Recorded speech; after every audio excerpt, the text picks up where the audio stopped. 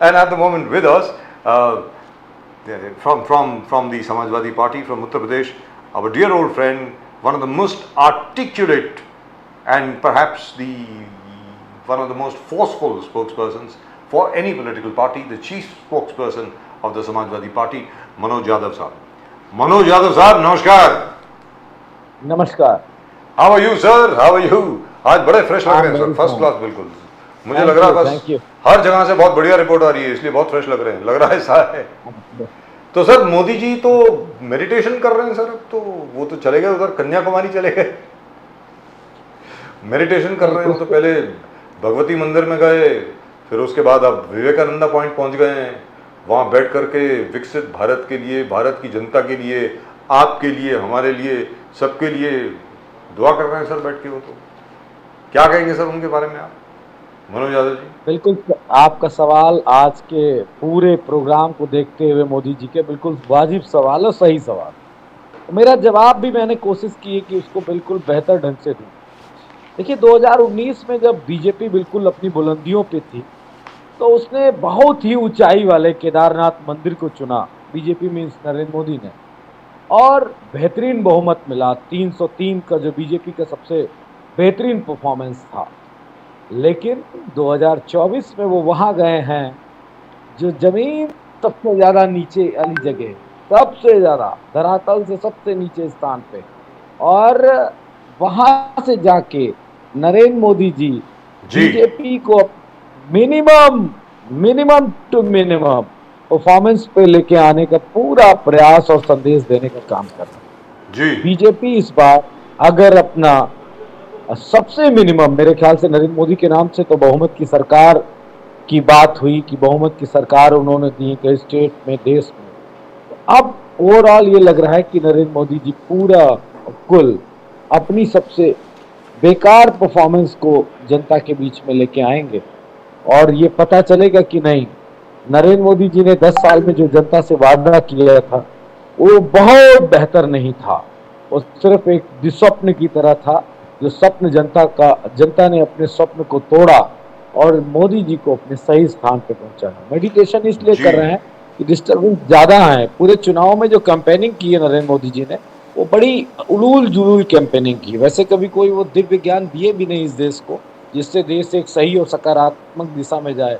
हिंदू मुसलमान, मुजरा, मछली, मटन, यही सब बोलते रहे इस चुनाव में, और लास्ट के चुनाव में भी उनका नाले की गैस पाइपलाइन, चाय, ये वो यही सब बताया उन्होंने. तो निश्चित तौर पे मनोज यादव जी, बट यू आर स्केर्ड, आप डरे हुए हो, इंडिया अलायंस डरा हुआ है. आप भागे इलेक्शन कमीशन के पास, आप इलेक्शन कमीशन को लेटर कंप्लेन किया कि ये इस चीज को रोके, तपस्या को रोके जो मोदी जी कर रहे कन्याकुमारी में, विवेकानंद जी मेमोरियल में. बोले आप इसको नहीं रोक सकते, तो मीडिया को रोकिए, media should not cover it, put a ban on the coverage. तो ये क्या है? Why you are showing this kind of fright? आप डर के इस माहौल, मींस क्यों डर गए आप? बीजेपी का कहना है यू आर स्कैर्ड, आप तपस्या से डर गए इंडिया अलायंस. क्या ये इफेक्ट होगा बाकी के जो चुनाव है, यूपी, वेस्ट बंगाल, थोड़ा सा Jharkhand, is it going to influence Manoj Yadav ji? देखिए प्रदीप जी, एक बात स्पष्ट जान लें, नरेंद्र मोदी जी को एक बीमारी है, और वो बीमारी 10 साल नहीं उससे पहले से भी है, कैमरे की भी. मोदी जी कोई काम बिना कैमरे के नहीं कर सकते. वो जो काम करेंगे कैमरे के सामने करेंगे. तो अगर चुनाव आचार संहिता के हिसाब से किसी भी नेता का प्रचार प्रसार बंद हो गया, तो क्या भगवान के नाम पे आप अपनी दुकान चलाते रहोगे क्या? तो ये तो हमारा दायित्व है. लोकतंत्र के बेहतरीन सिस्टम बनाए रखने के लिए विपक्ष ने बेहतर पहल कदम उठाए और चुनाव आयोग को हमने बताया. लेकिन अब इस देश के चुनाव आयोग के भी पैरों में पता नहीं कौन से घुंघरू बांध दिए नरेंद्र मोदी जी ने, जो उन्हीं के ताता धैया पे नाचता है. उसको कुछ पता ही नहीं चलता है कि विपक्ष कुछ कह भी रहा है, उसकी क्रेडिबिलिटी क्या है, उसकी ताकत क्या है, चुनाव आयोग को क्या काम करना है, देश के प्राइम मिनिस्टर उसके सामने कुछ है भी कि नहीं है. ये सारी चीजें मेरे ख्याल से मौजूदा चुनाव आयोग भूल चुका है. सर अखिलेश यादव जी ने ये कहा है कि अब तो 4 जून के बाद मोदी जी के पास बहुत काम, बहुत वक्त होगा, बहुत समय होगा उनके पास मेडिटेशन का. तो आप मतलब अब जो है बिल्कुल कॉन्फिडेंस आ गया है आप में कि इंडिया अलायंस की सरकार बन रही है, कहने का मतलब ये हुआ? बिल्कुल, इसमें किसी तरीके का कोई शक और शुबहा नहीं रह गया कि इंडिया अलायंस की गवर्नमेंट 4 जून को नहीं बनने जा रही। जनता ने दिल खोल के वोट दिया और सबसे बड़ी बात की है, जो एक शब्द में मैं उसको डिफाइन करता हूँ, भारत की जनता ने चुपचाप वोट डाला, चुपचाप। और ये चुपचाप और जनता की खामोशी ने, कोई वोकल नहीं हुआ, कोई बहुत ज्यादा शोरगुल नहीं हुआ, जनता ने कुछ नहीं कहा। कार्यकर्ताओं ने जरूर थोड़ा सा हल्ला किया, जोश दिखाया, इस 48 डिग्री टेम्परेचर में भी अपने आप को झोंके जी। रखा। लेकिन जहां तक ओवरऑल अगर आप देखेंगे तो जनता ने कहा कि नहीं, अब इनको जाने का समय आ गया है, और जनता ने चुपचाप वोट डाला है। और उसी का नतीजा ये निकला है कि ये पूरी तरीके से जनता ने इनको हटाने का मन बना लिया और ये हटने जा रहा है, इसमें दो राय। Right. Yeah. The only thing over here is I'd like to ask you this. We've talked about this earlier, but this is very very important, sir. Manoj Yadav जी, मोदी जी ने 2-3 ऐसे वाक्य बोले, उसमें जो शब्दावली का प्रयोग था, आज जैसे डॉक्टर मनमोहन सिंह साहब ने चिट्ठी लिखी उनको कि आपने प्रधानमंत्री का स्तर जो है बहुत नीचा कर दिया है। फॉर इंस्टेंस उन्होंने कहा कि भाई विपक्ष जितना मर्जी मुजरा कर ले, उसके अलावा वो जो पहले उन्होंने कहा था कि मंगलसूत्र की बात करी, भैंसों की बात करी, ये भी कहा कि वो अपनी माँ की कोख से उन्होंने जन्म नहीं लिया है, उनको तो भेजा गया है यहाँ पे। आपके मित्र, बड़े परम मित्र है आपके, तो डॉक्टर संबित पात्रा, उन्होंने कहा कि भगवान जगन्नाथ जो हैं वो मोदी जी के भक्त हैं। तो सर ये क्या है, क्या हो क्या गया है ये? मुझे 42 साल हो गए सर जर्नलिज्म में। I have been a journalist for 42, in fact 43 years now. ये ऐसी चीज मैंने कभी नहीं देखी पहले, ऐसी विचित्र चीज, ये इस किस्म का अजूबा मुझे आज तक कभी इस पर रिपोर्ट करने का मौका नहीं मिला है। आप जरा बताएं इसके बारे में सर। देखिए, जो नए भारत की कल्पना की बीजेपी ने और प्रधानमंत्री मोदी जी ने इस देश को बताया, वो यही था। लेकिन वो नड्डा जी के कहने में आ गए, और नड्डा जी के कहने में आने की वजह से उन्होंने कह दिया साहब ऐसा है, मोदी जी तो अवतार हैं। तो मोदी जी को फील होने लगा, और वो शब्द जो नहीं है नवाजुद्दीन सिद्दीकी की पिक्चर वाला, ये अपोनिच भगवान है, तो नरेंद्र मोदी जी को फील होने लगा अपोनिच भगवान है। तो वो कह दिए कि नहीं, वो तो जब तक माँ थी तब तक मैं समझता था कि मैंने अपनी माँ की कोख से जन्म लिया है, जब माँ नहीं रह गई तो मुझको फीलिंग्स आने लगी कि अपोनिच भगवान है, तो फिर तो भगवान तो अवतार लेता है, तो उनको यहाँ भेजा गया है। तो ये जो एक, वैसे आरएसएस पाखंड के लिए जाना जाता है, इस पूरे देश में उसकी पहचान पाखंड के लिए।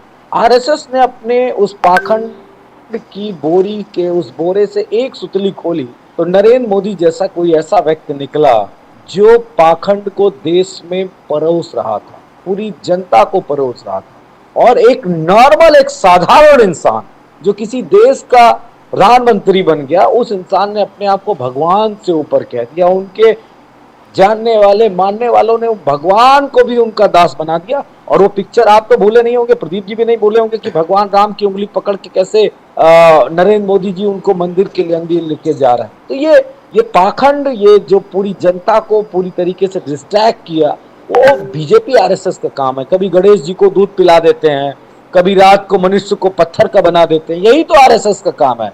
और इसी पाखंड से इस देश को बचाना है, और संवैधानिक मूल्यों को, संवैधानिक अधिकारों को, सिद्धांतों को, उन पे चल के ही देश को पूरी दुनिया में जाहिर किया जा सकता है, उसको सामने प्रतिबंधित किया जा सकता है कि हाँ, भारत में एक अपनी पहचान है, भारत एक अपनी शान है।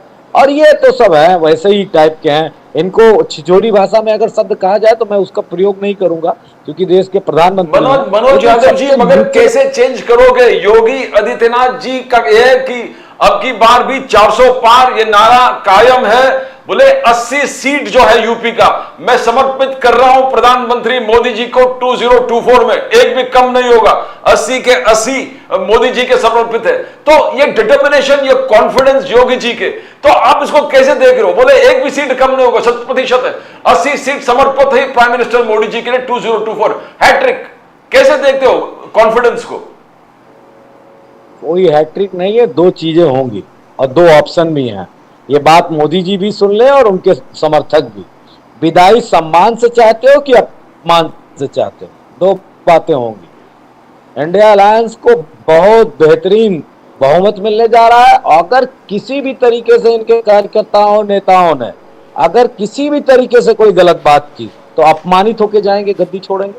और अगर बेहतरीन तरीके से, जैसे कि हमारी परंपरा चलती आई है कि जैसे ही जनता बहुमत दूसरे को देती है और चुपचाप इस्तीफा राष्ट्रपति को देके और विदाई हो जाती है, तो अच्छा विदाई समारोह नरेंद्र मोदी जी चाहते हैं या अपमानित होके जाना चाहते हैं? दोनों बातें उन्हीं के हाथ में। रही बात योगी आदित्यनाथ जी की, तो योगी आदित्यनाथ जी के पास क्या है?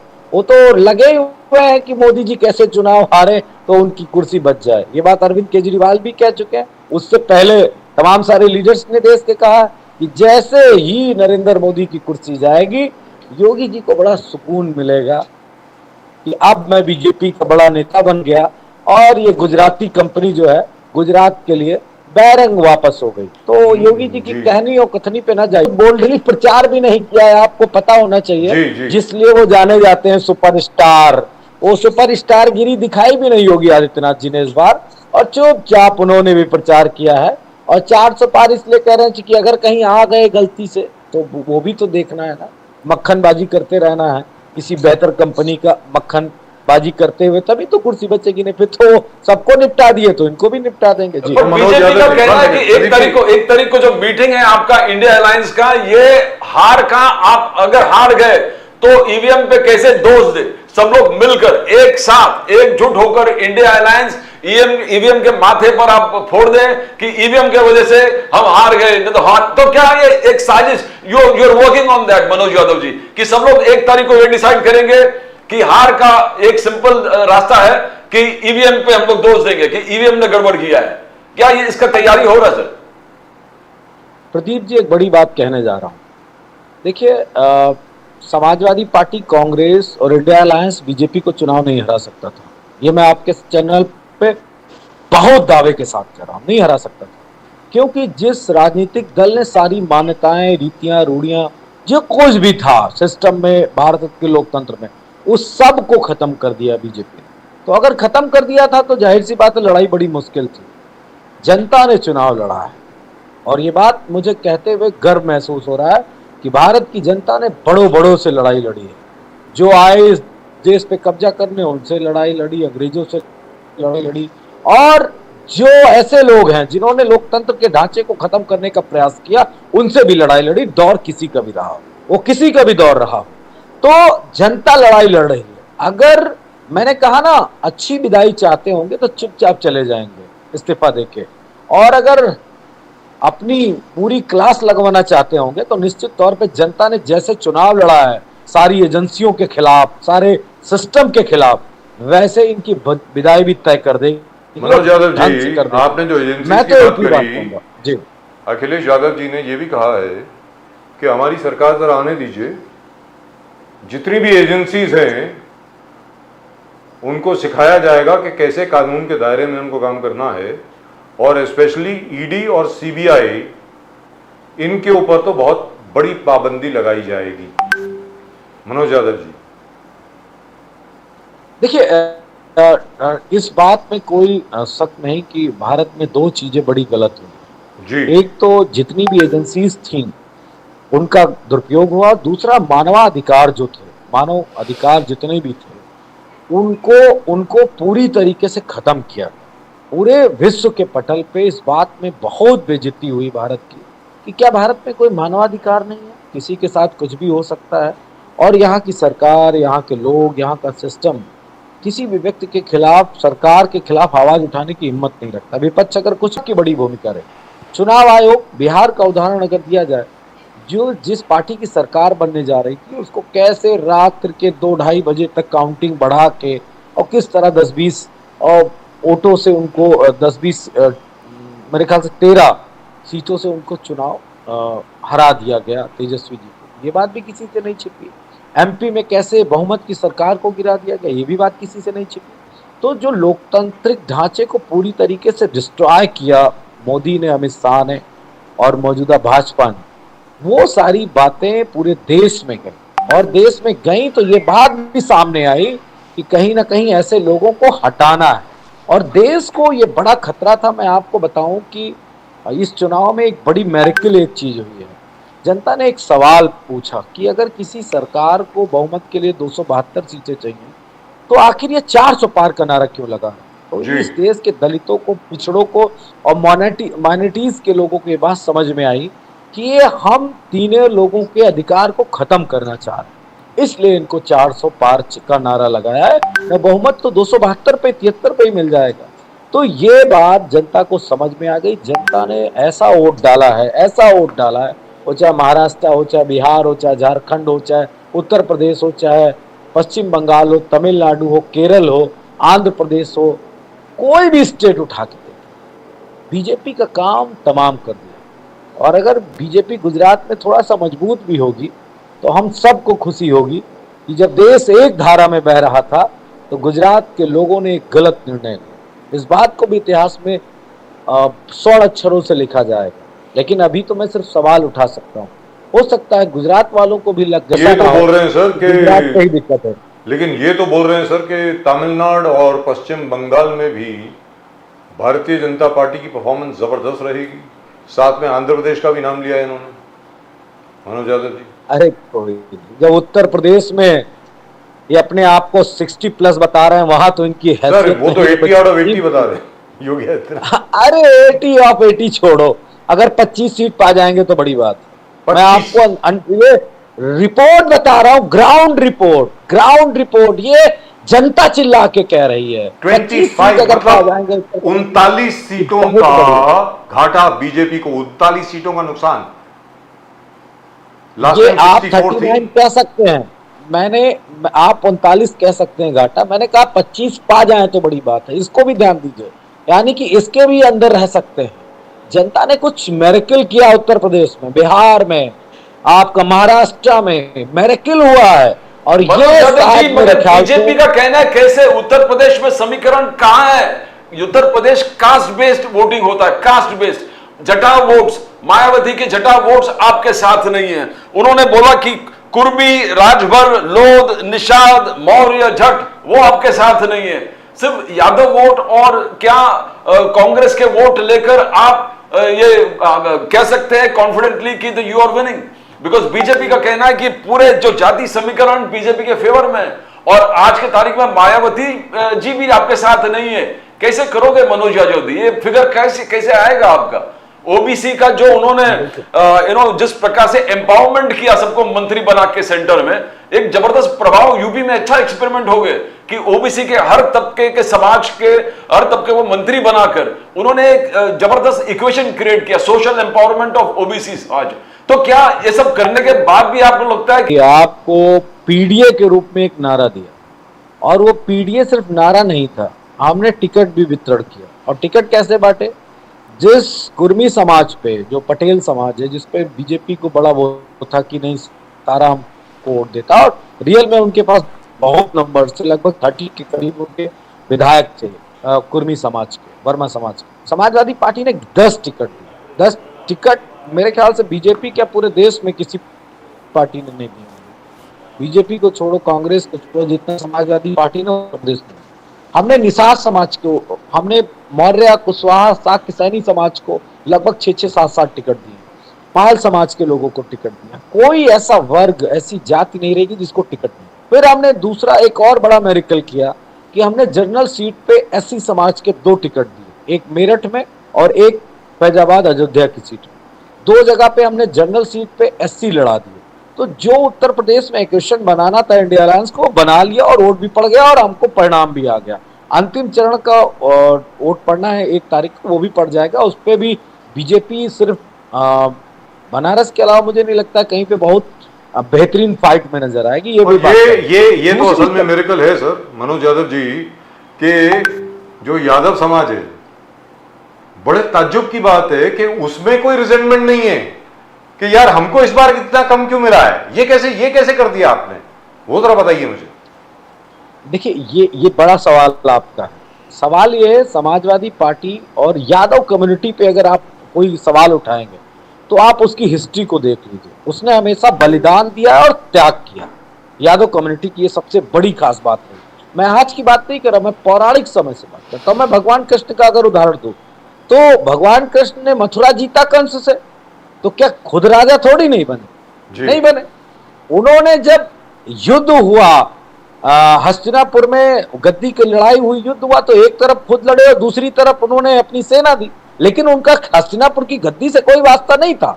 उन्होंने सत्य और अहिंसा की बात करी, एक तरफ रिश्ते का निर्वहन किया, एक तरफ धर्म की लड़ाई लड़ी। तो यादव कम्युनिटी तो हमेशा बलिदान देने के लिए, त्याग करने के लिए उसका इतिहास रहा, इसलिए उस पर यह नहीं फर्क पड़ता कि वो चुन के कैसे जाएंगे, फर्क यह पड़ता है कि देश कैसे सिस्टमेटिक चलेगा। कितनी सीटें दी हैं वैसे यादव को? कोई 5 के 6 दी हैं शायद इस बार, तो सिर्फ I think it's very low. 5 members हैं, वो भी हमारी पार्टी के शीर्ष नेतृत्व की फैमिली के लोग जी, और बाकी पूरे प्रदेश में कोई यादव नहीं लड़ा। एक भी यादव और सिर्फ 5 यादव को मिली है सीट इस बार जी। वो इसलिए किया गया कि हमें अन्य जातियों के उस इक्वेशन में को बनाना है जिससे बीजेपी का एक बड़ा होल्ड हो गया था, और हम तोड़ने में सफल रहे। इस बात की खुशी हमको है कि जिन जिन कास्ट के हमने टिकट्स दिए हैं वहां पे समाजवादी पार्टी इंडिया अलायंस ने मेरेकल कर दिया। जब परिणाम आएंगे तो आप मेरा चेहरा, मेरी बातें याद करिएगा सर। इसको हम रिप्ले करेंगे सर, इसी बाइट को आपके हम रिप्ले करेंगे। लेकिन मनोज यादव जी, जो प्रदीप जी ने आपसे सवाल पूछा उसका पूर्ण तरीके से आपने जवाब नहीं दिया। जो जाटव वोट है ज्यादातर हमेशा 99% मायावती जी को ही पड़ता है, और मायावती जी इस बार आपके साथ नहीं है, तो क्या वो वोट जो है वो क्या डिवाइड हो गया है? उसमें से काफी वोट क्या इस बार समाजवादी पार्टी या कांग्रेस को पड़ने वाला सर? आप एक कागज पेन उठा के एक चीज लिख लीजिए, मैं बोलने जा रहा हूं, इसको नोट कर लीजिए दोनों लोग। जब अब पता तो चल ही जाएगा एनालिसिस करके कि कैसे वोट पड़ा, कितनी प्रतिशत वोट किसको गया।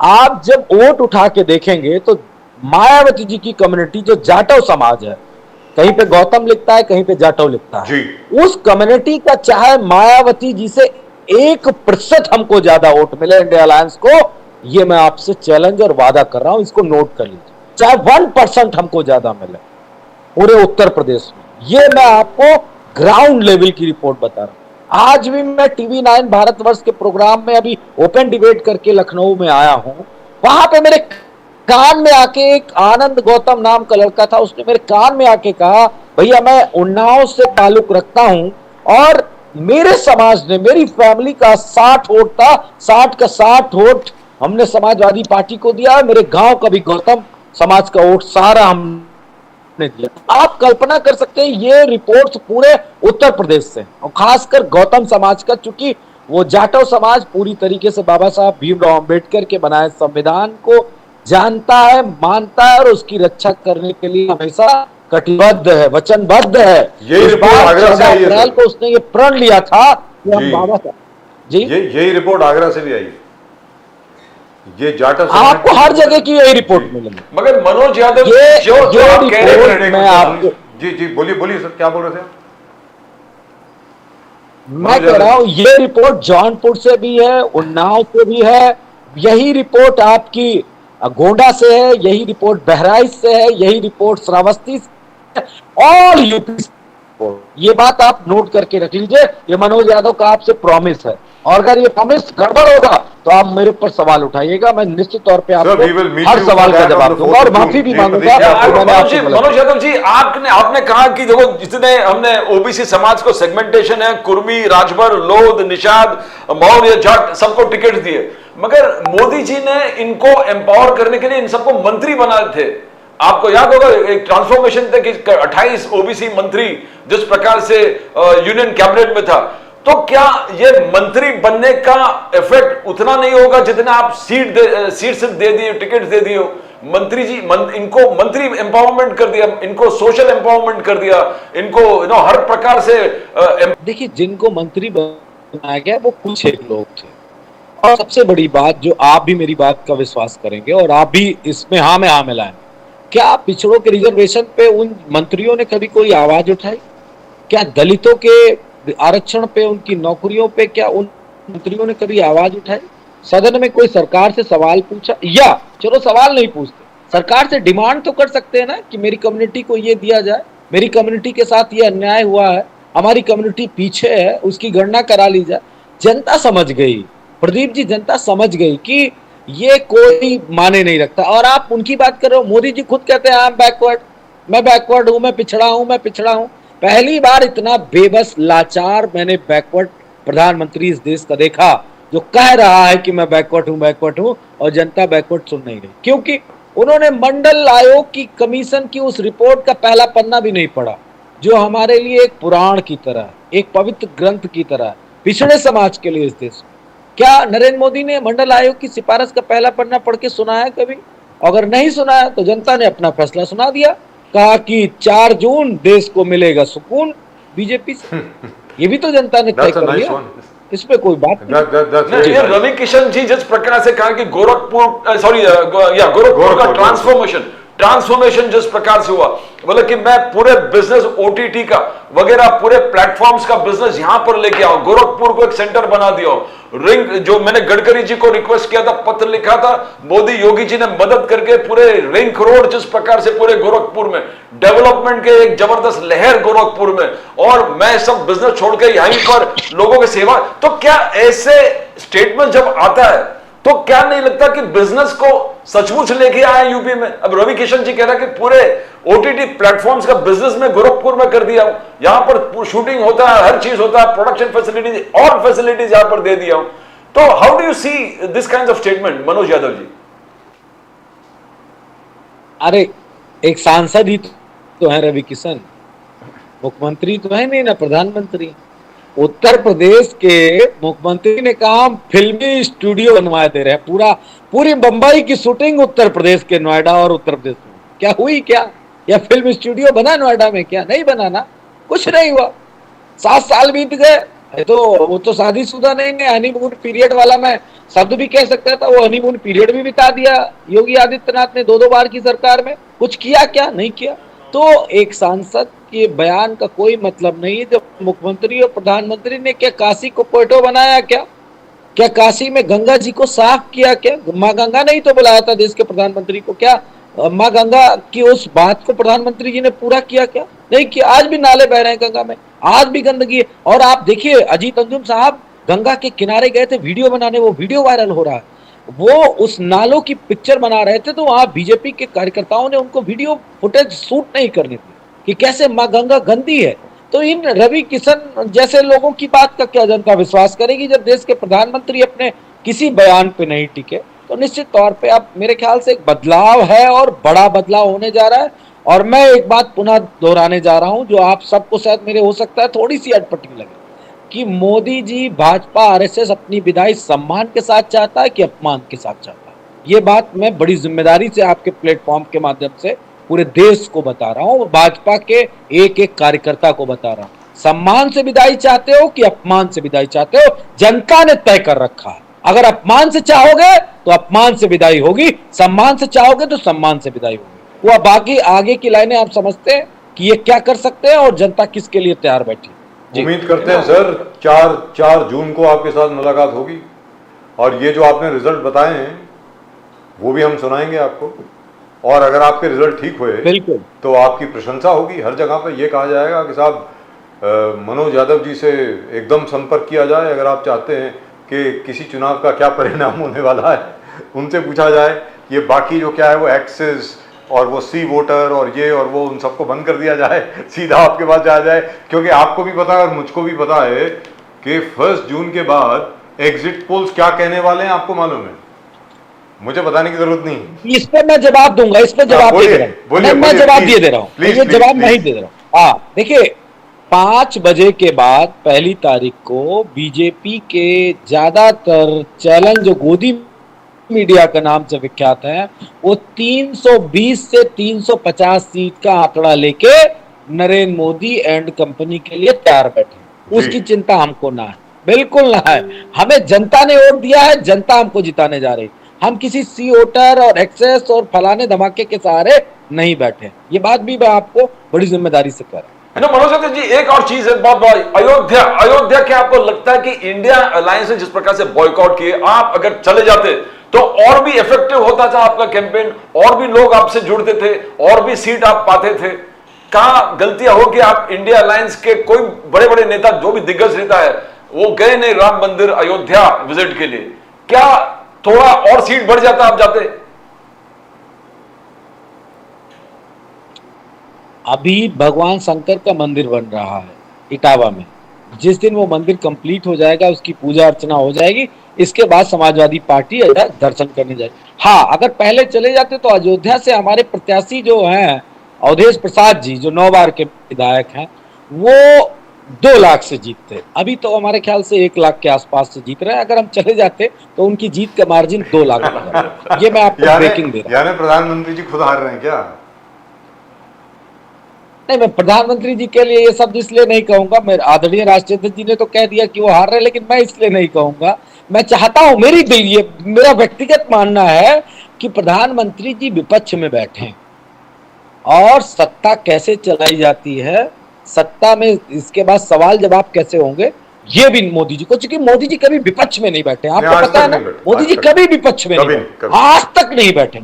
और हमारी दिली इच्छा है कि मोदी जी बनारस से जीत के, सम्मानित जीत के साथ आए और विपक्ष में बैठे और सत्ता क्या होती है उसका उनको स्वाद चखना चाहिए। क्योंकि गए महासचिव से सीधे बन गए महामंत्री से सीधा मुख्यमंत्री, मुख्यमंत्री से प्रधानमंत्री, तो उन्होंने विपक्ष का कभी स्वाद ही नहीं चखा। हमारे जैसा नेता कार्यकर्ता ये चाहता है कि वो विपक्ष में बैठे और उनको पता चले कि विपक्ष होता क्या है। ये बात जरूरी है प्रदीप जी, आरके जी, ये बात जरूरी है। इसलिए मोदी जी की जीत की दुआ मैं भी करूं, मैं भी करूं कि वो जीते और आए। Thank you very much, sir. Thank you very much. हर हर महादेव, जय Siya Ram. Thank you very much. 4 जून को सर आपसे मुलाकात जरूर होगी। Thank you very much. God bless you, sir. Bye-bye. बिल्कुल बिल्कुल बिल्कुल। Okay. All the very best, sir. All the very best. Thank you. Well, Very composed, Manoj Yadav ji. he says 25 seats to the BJP. Yes. Actually, they'll lose 37 because they got 62. Plus, they had 2 alliance partners. With that, they won 64 last time. That's it then. Then that's game over. It'll be like the India-Australia match. India versus Australia in the World Cup final. With India losing. Here, India may be winning, according to them. However, we'll see. We'll see. Well, that's just about it from both Pradeep ji and myself. Pradeep ji और मेरी तरफ से आप सब लोगों को नमस्कार। आप सब्सक्राइब जरूर करें चैनल को please. Thank you so much for the bell. Channel को सब्सक्राइब करें, लाइक करें, शेयर करें, कमेंट्स भेजें। One would love to read your comments. We'll try and take some comments tomorrow, but